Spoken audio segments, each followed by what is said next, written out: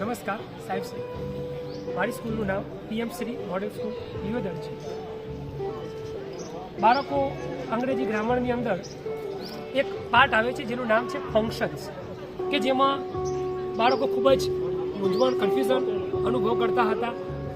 અને મને વિચાર આવ્યો કે બાળકો કેમ આમાં કન્ફ્યુઝ છે. તો 70-80% બાળકો આમાં કન્ફ્યુઝન અનુભવતા હતા. તો મેં એક નવું ઇનોવેટિવ કંઈક મેં વિચાર મેળવ્યો અને મને લાગ્યું કે લાવો કંઈક હું નવું કરું, જેથી કરીને બાળકો આ કન્ફ્યુઝનથી દૂર થાય અને એમની અંદર એક આત્મવિશ્વાસ અને એમની અંદર એક આગવી એક સ્કિલ ડેવલપ થાય. તો એ અંતર્ગત મેં એક ઇનોવેશન સ્ટેપ તરીકે મેં વર્ગખંડની અંદર રમતા NEP એજ્યુકેશન પોલિસી અંતર્ગત જેમ પ્રકરણ 4માં ઉલ્લેખ છે કે એક્ટિવિટી બેઝડ શિક્ષણ, તો મેં એક્ટિવિટીના ભાગ સ્વરૂપે એક ક્વિઝનું આયોજન કર્યું. જે ક્વિઝની અંદર આ જે ચિઠ્ઠીઓ છે એ અલગ અલગ 15 લેખે 60 વિદ્યાર્થીઓને અલગ અલગ ટીમ બનાવવામાં આવે છે, જેમાં 15 વિદ્યાર્થીઓ એવી 4 ટીમ 60 વિદ્યાર્થીઓનો મારો પ્રયોગ છે. તો એક લીડર નિર્ણય નક્કી કરવામાં આવે છે અને એમને આ 5 ચિઠ્ઠીઓ દરેક ટીમને આપવામાં આવે છે.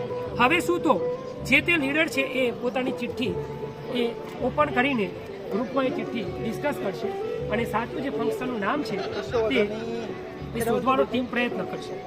ધીરે ધીરે ટીમની અંદર કોન્ફિડન્સ બિલ્ડ થશે, ધીરે ધીરે ટીમ એ જવાબ સુધી જશે અને છેલ્લે જ્યારે ટીમમાંથી વિદ્યાર્થીઓની જ્યારે આંગળી ઊંચી થાય છે જવાબ આપવા માટે, ત્યારે શિક્ષકશ્રી દ્વારા મારા દ્વારા એ મેળવેલા જવાબની સ્માર્ટ બોર્ડ ઉપર એની મૂલ્યાંકન થાય છે. તો મૂલ્યાંકનમાં એવું છે કે જો કોઈ ટીમ સાચો જવાબ કરેક્ટ મેળવે છે તો એને +4 માર્ક્સ આપવામાં આવે છે. જો એ ટીમ રોંગ આન્સર મેળવે છે તો એને -1 આપવામાં આવે છે. પણ એ ટીમે પ્રશ્નનો જવાબ આપવા નથી માંગતી, મતલબ કે સ્કીપ કરવા માંગે છે, તો એને 1 માર્ક્સ તો મળે છે.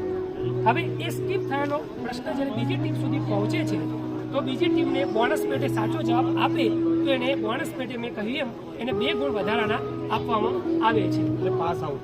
હા, પાસ આઉટ સર, એક્ઝેક્ટલી.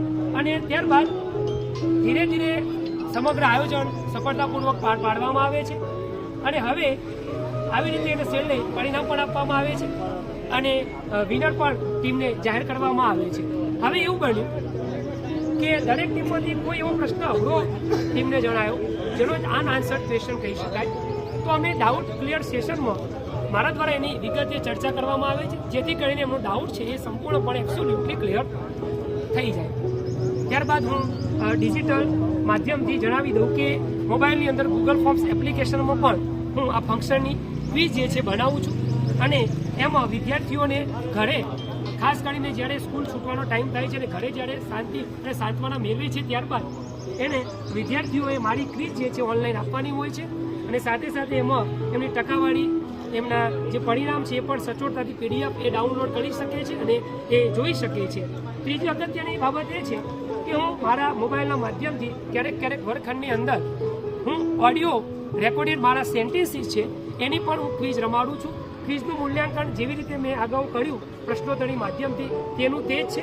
ઓડિયોનો ફાયદો એટલો છે કે મારા ટીમમાં રહીને મારા જે રેકોર્ડેડ મારા સેન્ટેન્સીસ છે એ સાંભળે અને કોન્ફિડન્સ બૂસ્ટ થાય અને જવાબ આપે.